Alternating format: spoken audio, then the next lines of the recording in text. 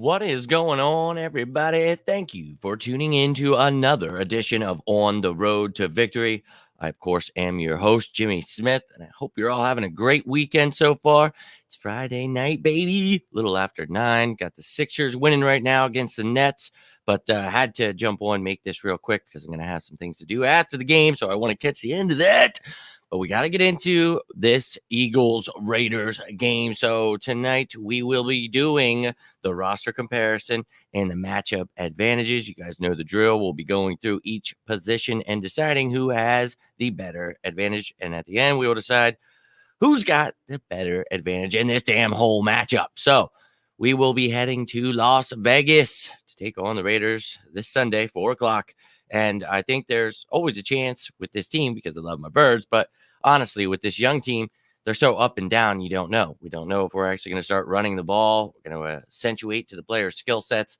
That is to be seen. But we've seen that there is talent here. You know, when we are opening up the playbook, when we are running the ball, we almost came back against the Bucks. You know, the Chiefs, we put up a fight till the fourth quarter. There's been instances where, I've seen glimmers of hope, but that is to be seen if it's going to turn into wins. And that is something, we talk about clearly some bumpy roads in this year, but this is a game where it could be a big win because they're a good team, but they are a beatable team. So let's definitely get into this. What is going on? My man Jonas in the building. Hopefully you're having a great Friday night so far.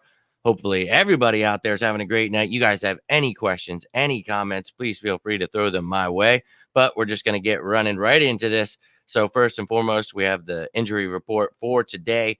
Jack Anderson was thrown on there with a hamstring issue. He is questionable for the game. And then the other questionable for the game is Anthony Harris. He was dealing with those hands injuries, I guess, we talked about the other day. And then a groin injury now added to that list. So that's a little concerning. But then you go through and you see we've got Landon Dickerson still limited. Dallas Goedert limited, but these guys are both supposed to be good to go, both starting this weekend. And then Rick Lovato, he was limited, but he's not questionable, so he should be good to go. That is good to hear. We all know that Dallas Goedert was taken off the COVID list, so that's why he is limited here. But exciting news, having Lane Johnson back, having Dallas Goedert back. Yes, you know my motto, run the damn ball. I guess I'm going to have to bring it back, get it tattooed on my head, because we thought the joke was over, right? Doug Peterson's gone. We're going to run the ball. Well, no, we have not run the ball. So, yeah, run the ball. Man, I get tired of saying that. And with this coaching regime, it's like, holy hell, we're going to do this again? Please, for the love of God, run the ball. Yes. So we're going to get into the offense first and foremost. We talked about, we obviously know who our coaching staff is. Nick Sirianni, very questionable without running the ball. We need to see more of that. He knows that's on him. So we just want to see him improve every week, the same as we do a lot of these young players. We have to know who is a part of this future and who is not. Jonathan Gannon had his ups and downs, but I think we have talked about the fact that a lot of what he wants to do, I love the idea, but you just don't have the skill set with these players to actually run these kind of defenses. So you talk about accentuating their skill sets. Well, if you don't have the skills, you can't really run certain defenses. So I think he's learning that. Brandon Graham being out is a huge loss. So you have to move a lot of these guys around to fill that void. So we'll see how we do that. But they lost their head coach, John Gruden, to some ridiculous emails. So now they have their special teams coordinator as their interim head coach, Rich Bisaccia, and then Greg Olson, the offensive coordinator still, and then Gus Bradley as their defensive coordinator. Now, we are both dealing with some new coaches, some new regimes here, figuring things out. They came out swinging against the Broncos last week. They looked, and a lot of times you'll see that with a team when, bad things are going on. Sometimes they rally around each other. So let's just hope they're done rallying and we can just punch them right in the mouth. But let's get into this. Let's talk about the offenses of both of these teams. Take a gander at it. We're going to talk about their rankings, where they're at right now, stat-wise, and take all the numbers with a grain of salt. We'll talk about that because, every game is different. Some teams you're playing, you have to throw the ball. It is what it is, but we can gauge some things from it. So I always like to throw those up for you guys. But here's what it looks like. We will be filling this out as we go through the positions. Who has the advantage at each position? So You see the list there. Let's get into the offenses. Let's take a gander at the Las Vegas Raiders rankings. They are 30th in rushing, but they are passing that ball a hell of a lot. Third in passing at 305.3 yards per game, 10th in total yardage, and they are tied for 13th with 24.5 points per game. So they can put up some points. They can definitely air that ball out with Derek Carr there. He is definitely vastly improved. I'm not saying he's a great quarterback like some people think he is, but he's definitely doing pretty damn good so far. And you look at right here, the fact that they don't run the ball with Josh Jacobs, I think those things are a little skewed too, but Jacobs being hurt. But Peyton Barber, Kenyon Drake, we'll see how this new regime use these guys, but they've got some weapons there. Then you see when it comes to, sacks and turning the ball over, they are giving up some sacks. So we got to get some pressure. We know that. It's how you win games. We got to get to Derek Carr. We cannot allow him to try to pick us apart. So let's get some pressure there, get some sacks. But they're not turning that ball over. They're tied for first, only 0.7 turnovers per game. So they hold on to the ball, but you still want to see this defense try to get after it, try to make some plays, and let's try to get some damn turnovers here, ladies and gentlemen. I think that this team has proven, we've got playmakers. You've got big play Slay. You've got guys on the line, and sure, we're missing Brandon Graham, but there should be other guys that can step it up in the meantime. And look, I'll be real with you. These linebackers are going to continue to be a hole for us, and that's concerning. But you got to use what you got, and I think we still have some playmakers. So I don't give a damn what these numbers say. I want to get after these guys, get some turnovers here. Then when you're looking at the Eagles offense, middle of the pack here when it comes to running the ball, which is crazy because we're not even running the ball. So run the ball, and maybe we'd be one of the top teams, and we'd be getting some wins. Passing the ball, we're only 23rd, which is crazy because you're passing all the time. So that is kind of concerning, and what it means is Jalen Hurts is running the ball all the time. Not good. 346 yards per game. That's 19th in the league, and then 22.8, 20th in points per game. So this offense needs to continue improving, getting these wide receivers involved, but we all know run the ball, as Jonas mentioned earlier. But you look at here, tied for 13th, giving up 2 sacks per game, 0.7 interceptions thrown per game, 0.2 fumbles lost per game. So we're tied for third with only 0.8 turnovers per game. Love to see it. You love to see them not turning the ball over. So continue that, please, for the love of God. Now, both of these teams, they're battling. We are, at the bottom. We're kind of just, this year we talk about wins and losses. Try not to get too into it. Try to, just watch the growth of this team. I'd love to win every game, but let's be real. The more we lose, the better the draft pick. And I don't want to lose. I just want to see them fighting. I want to see them learning every time that they do. So we'll see how this season plays out. But right now, sitting in third at 2-4. But the Cowboys right now, fully healthy, look good to go. We'll see how that ends up by the end of the year. But you can usually rely on the Cowboys to fail. So that should happen eventually. Then on the other side, you have in the AFC West, the Raiders, tied with the best record, but sitting at second in their division at 4-2. So right now they're riding a high, even without their coach. They're doing things, much different than they have been in Las Vegas with their fans now. Obviously, last year opened it, couldn't even have fans. So they are trying to do big things there, turn things around. Derek Carr, finally, after some time, looking like a better quarter. Weird. After time, people get better. Maybe sometimes a little patience pays off. So, the drill. You see it here. Let's get right into the positions here. As mentioned, Derek Carr here, their quarterback. We know that he's doing much better.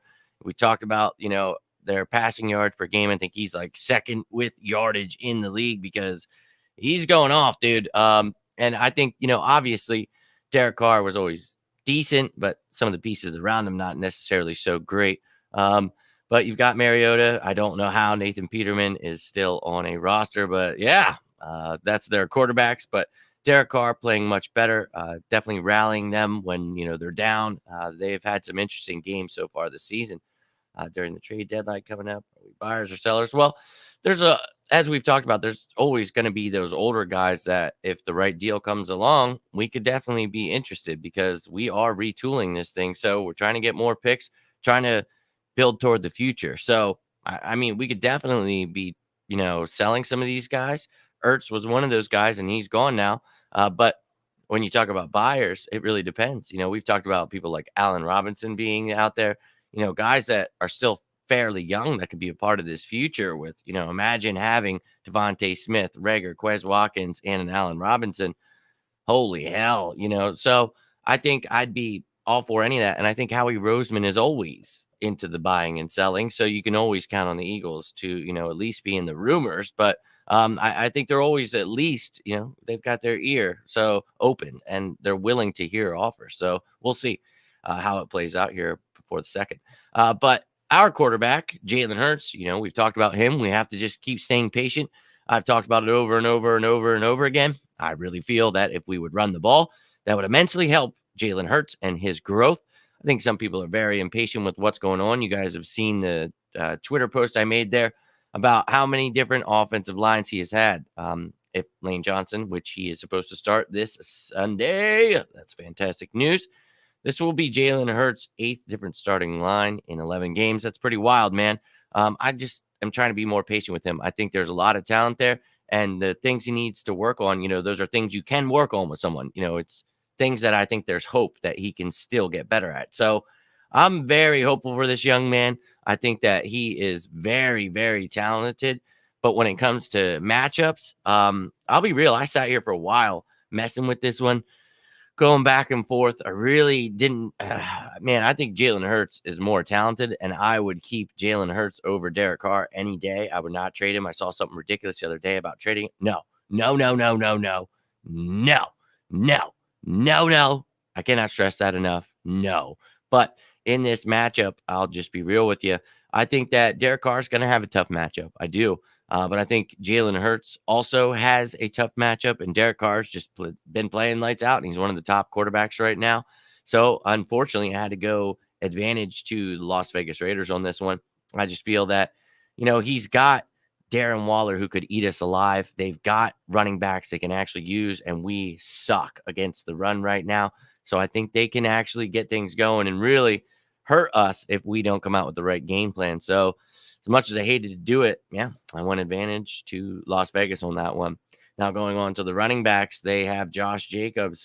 He is a pretty damn good running back, but has his health issues.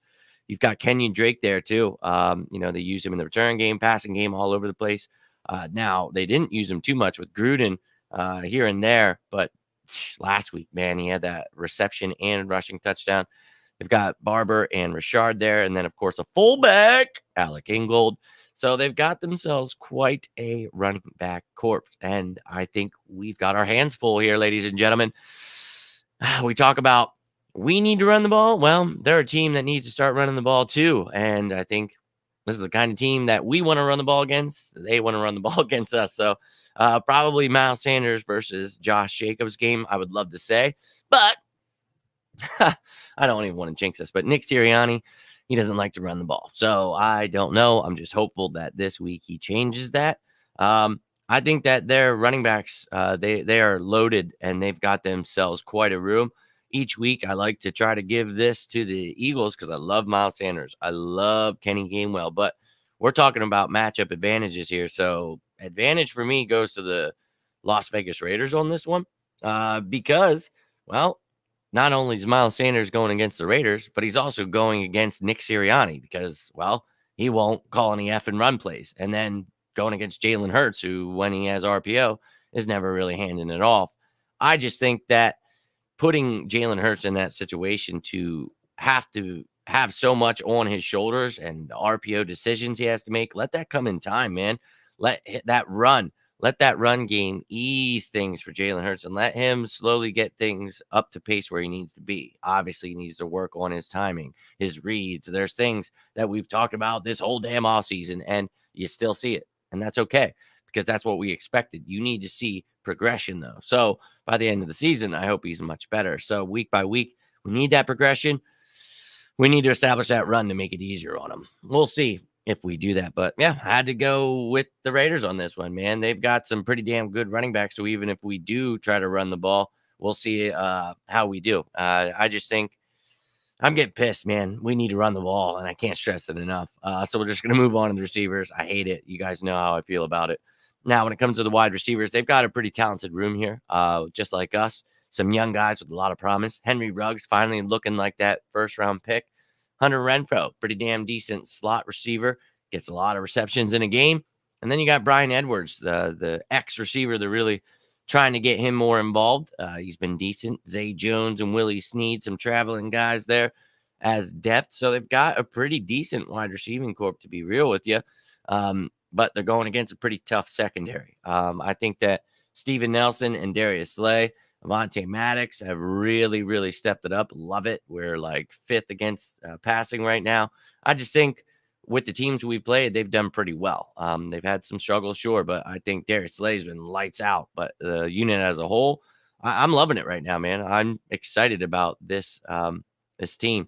What is going on, Nina? I hope you're having a great Friday night so far. Almost 9:30. Sixers game is on. I appreciate you taking a break and stopping in. I'm not sure if you're actually even a Sixers fan, but just saying for you guys that are tuning in, appreciate it. I will be hopping off at the end of this to catch the end of that game, but had to take some time, talk a little bit about the Birds. And, tomorrow we'll be going through the top 10 matchups, so be sure to tune in. We will be talking about the top 10 matchups to watch, and then I will give you my score prediction. What is going on, my man, Tim? Hey, better late than never. Hey, let's go, man. We're getting into it. You're not that late. You only missed a couple, so the list is always there, so we'll keep going through it. When it comes to a run game, we do not run it, and you know it, man. So let's go. And the reason I'm doing this is I'm being hard on this team, and I've been, and I'm, giving the advantage to the Raiders because maybe they'll actually run the ball. So please prove me wrong here. Now, our receivers, we all know Devontae Smith, Jalen Reagor, Quez Watkins. That's an awesome trio if we can get the ball to them. If we can get everybody's head in the game. If. No more ifs. Let's see it against this Raiders secondary. A little banged up. Let's go. I think, honestly, we both got 2 young receiving cores. I sat there for a minute with this one, too. It was rough for me because I went there and I was like, all right, Devontae Smith or Brian Edwards. I'm going Devontae Smith. Jalen Reagor, Henry Ruggs. At this point right now, I'm a big Reagor believer, and I believe in time he can definitely get to where he needs to be, but he's got to work on some things. So it's pretty tough between he and Ruggs. I think he could be the better receiver, but Ruggs right now is balling out. So there, it's like, okay, we got to split. So then I want Quez Watkins and Renfrow. The same deal. It's like I feel that, if Quez was acclimated more, he would be doing better. So these are things that are going to work on in time. And I think both those halves for the Eagles gave me the plus here. So I'll be real with you. I know this is probably the shocker because you thought this one would be also Las Vegas, but no. One with the Eagles here, I feel that we have a better matchup. I know they've got Casey Hayward there. That's great. Devontae Smith, I think, can smoke his ass. And he's still a really good and I think underrated corner in this game, Hayward. But that's going to be a very intriguing battle. But we need to get the ball to Quez. We need to get that damn ball to Jalen Reagor. Let's get these guys involved. Let's start seeing some plays. But obviously, it all starts with the run game. I can't stress that enough. So run the damn ball and then get the ball into these young receivers' hands. So there you are. Finally got the Eagles on the damn board with 2-1 so far.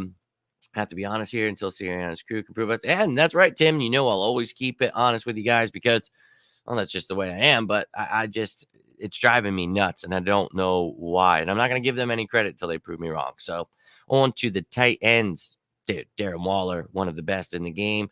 This dude is a beast. Really pissed off. Didn't get him in fantasy this year, but I don't even need to explain how much he could hurt us. But the weird thing has been we've done pretty well against tight ends this year. And I have talked about Jonathan Gannon, how he has done putting these linebackers in the right position. And you see them when they're missing tackles or doing certain things. We're like, oh, Jesus. But it's like, at least he's somehow shutting some of these guys down, doing the right things with the zones he has there. So it's not just necessarily they're one-on-one covering these guys, but in those zones, he's making sure other guys are around doing things. And I love it. And Davian Taylor, we've talked about him getting healthy. That is great news. He can help us with those coverage things. So maybe he can be some help. It would be great if he could against Darren Waller because, Jesus, he's Darren Waller. So yikes, and more. Yikes, you got to watch out for him. And even Fabian Moreau, he'll get sprinkled in there here and there. But, yeah, Darren Waller, my God. Now, the Philadelphia Eagles made themselves a little trade. Zach Ertz, we knew that was coming. It happened. Okay, Dallas Goedert, tight end 1, just got over dealing with some COVID. So as we talked about earlier, he was limited today, but he's going to be fine for the game. Let's just hope that he's, feeling all right, good to go. I know that stuff can take its toll on you, but hey, first game is tight end 1. Let's go. Still got Jack Stoll here as that H-back. Love it. Noah Togiai.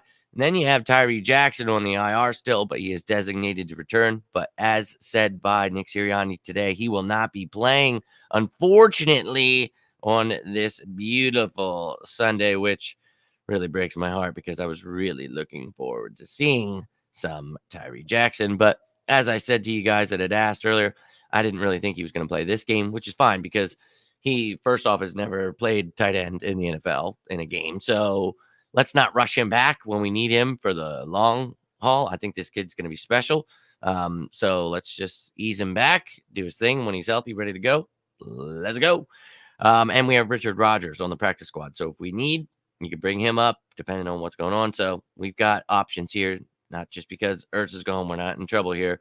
That's why he's gone. We already had things in place. Let's go. So who wins this advantage? Well, I think I'd be lying to you if I told you it was the Eagles. So yeah, it's the Raiders. Darren Waller has quite the advantage against our linebackers, safeties, anybody. I don't give a damn. That dude is phenomenal. He will eat us alive. Dallas Goedert, he's got his skills, but I think they have a better chance of shutting him down than we do of shutting down Darren Waller. So, yikes on the offensive side of the ball so far. But hey, the Raiders have vastly improved. We talked about that. But now let's talk about these offensive lines, baby. Now, they're improving a little bit. We talked about a younger line the other day, Colton Miller being there. Alex Leatherwood, we like that kid, talked about him.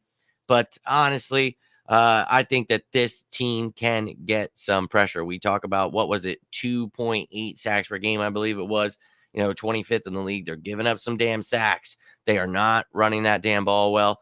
Derek Carr's the one out there running for his life, doing things. I think that we can get some damn pressure and put Derek Carr on his ass and get those turnovers that we talk about. They're tied for first, not giving that damn ball up. Let's change that, baby. Let's change that. I think that the Eagles could definitely do that. Now, our offensive line, Lane Johnson back. So that means Jordan Mailata back to left tackle. So that's fantastic news. So Landon Dickerson and Driscoll, if they're still in there at guard, if that's what it is, that, like I said earlier, would be Jalen Hurts' 8th different starting lineup in his 11 career games. Holy hell. But you've got Dillard, Urbig, Opeta, Toth. Anderson is questionable. But you've got some depth there now. Feeling a little more comfortable. Feeling a little bit better about this line. We got our guys back. The only ones we're missing from the beginning of the year were the starting guards. So Dickerson, Driscoll, both plan to be part of this future. So they're getting their chance to show us, are you going to be a starter? Or are you going to be depth for the future? So best of luck to them. But they've got some great guys surrounding them now in the middle and on the end. So love to see that. Baby, getting those starters back, that's pumping me up, man. So I'm going advantage Philadelphia Eagles. That's right. And I think that we can get more pressure on their line than they can on ours. I think that I'm pumped. We got Lane and Mailata on each end, and then those younger guys. I just feel much more comfortable not having Mailata on the right. I mean, I know the dude could do it all, but got to see a little bit from Dillard. We talked about how much, the silver lining there was the fact that you were going to be able to see if he had any kind of actual trade value, which he, to me, looked very improved. So sure, he had some issues there, but I think he bumped his stock up to where he's not just worth a bag of peanuts. So that's fantastic news for us. Not sure if I would do it before this deadline, because this line has proven over and over again that, well, we just don't stay healthy. So it's concerning, but if you can get some value, what did I say earlier? If you get the right price offered, you got to take it. So we'll see what happens. Now onto the defense. We'll take a gander at their numbers quick. 25th against the rush. Not doing so great. Run the damn ball, Howie. Run it. Passing, they are 10th, though, so shutting people down in the pass. Little mid-range there for total yards, 253.3. 24 points per game they're giving up, so middle of the pack there. Their defense, they're tied for 6th, 2.7 sacks per game. They can get after it. I'm telling you, I feel comfortable about this line being back. We'll see, though. We were doing pretty well, but the last couple of weeks giving up some sacks here.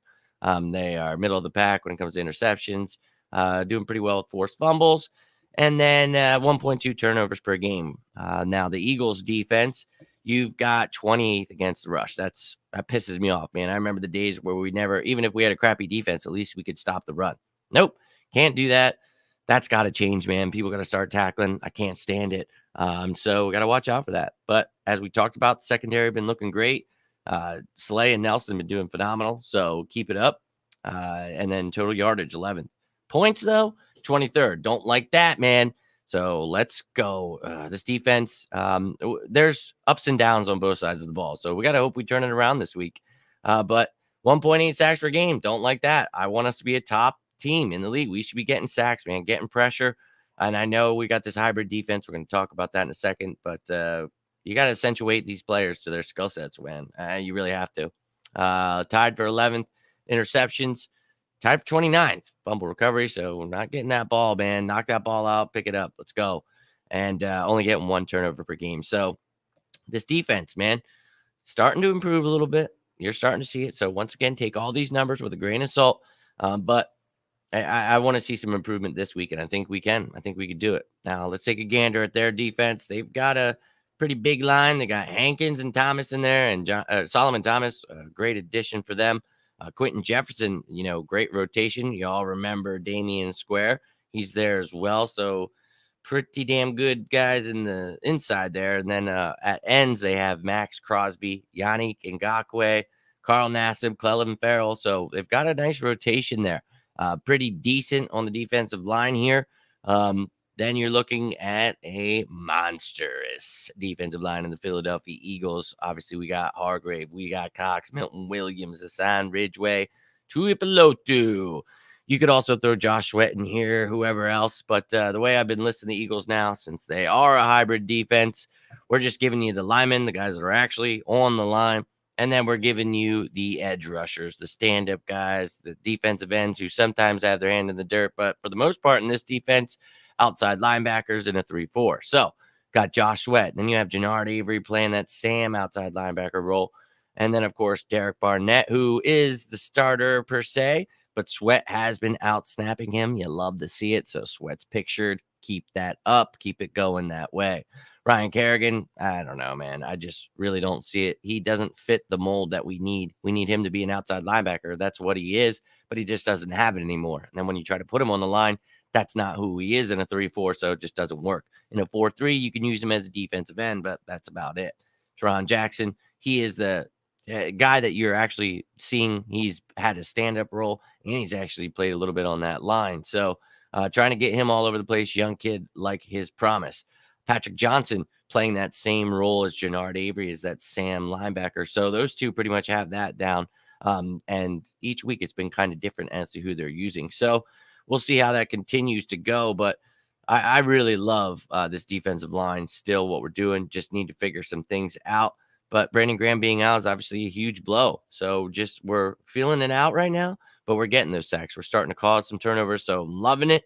Loving it. And I just feel our defensive line has that better advantage, man. I just feel when it's a battle of the trenches, we know that, and we built them well. So even when injuries happen, we have guys behind them. So excited I am. And I think if we can win the battle in the trenches, and that's mostly how you do it, you can win this game. So now we talked about these linebackers a little bit. They've got Perriman, they've got Littleton, added KJ Wright this offseason. They've got themselves a pretty good linebacking corp here. And, much else to say, when we were talking about Miles Sanders, these guys we got to run the ball regardless, but they've got some good linebackers. Perriman was a great addition for them. So was Littleton last year, but he dealt with that injury. So they went out, they added, whereas we added Eric Wilson. I like him for certain things. Alex Singleton, love the dude as a person, but obviously not great in coverage. He's even been struggling with tackling, and so has Wilson. And Davian Taylor was missing tackles. Everybody's missing tackles. It's driving me insane. So don't like that at all. So Davian Taylor, would love to see him to continue to get more reps, help us in that coverage game. That'd be great. So that makes me very happy, but let's not kid ourselves. The advantage is going to the Las Vegas Raiders here. I just feel they have a better matchup. They're going to be able to do a lot more because they really don't have to worry about the run game. God, I can't. I'm getting tired. Do you guys know how much I hated it the past few years? And I don't want to have to. I swear to God, if I have to at halftime start talking about Brunner, that I will go to Las Vegas. I will buy a ticket and I will go punch him in the face myself. I'll do it. Now let's get on to these secondaries. We talk about them a little banged up. Damon Arnett, Trayvon Mullen Jr. on the IR. Big losses for them. But they've got Casey Hayward, a great addition, staying in the AFC West. They got Amik Robertson. Nate Hobbs playing a little bit more because of those injuries. And then they just signed the other day, as we talked about, as it happened, Desmond Trufant. So they added to their secondary. We'll see if he's playing by Sunday, but you know that they need help. And that is why we talked about these young receivers doing some work. I think Devontae Smith is going to be a great test for him against Casey Hayward because he is a very underrated corner, but dude, he is good. And, you know, Rager's got a Meek, and we'll see how they use them, but let's go, man. These receivers need to get after it. But their safeties, man, they've got some pretty damn good safeties. And Jonathan Abram, you guys know I love Trevon Moehrig in this draft. Unfortunately, he is a Las Vegas Raider, but they've got themselves some damn good safeties, a damn good corner. But beyond that, with the injuries and everything going on, I think that we could still try to make this work with the tight ends and wide receivers we have. So don't be afraid of that secondary. I know they've been pretty decent so far this year, but you can attack them, man. But you don't have to put it all on Jalen Hurts. You don't have to attack him. Damn it. Run the ball. God, I hate having to say it so much. But then you talk about our secondary. We mentioned it. Darius Slay, Steve Nelson. I love these dudes. We just added Tay Gowan, so I'm pumped to see the future for McPherson and Gowan.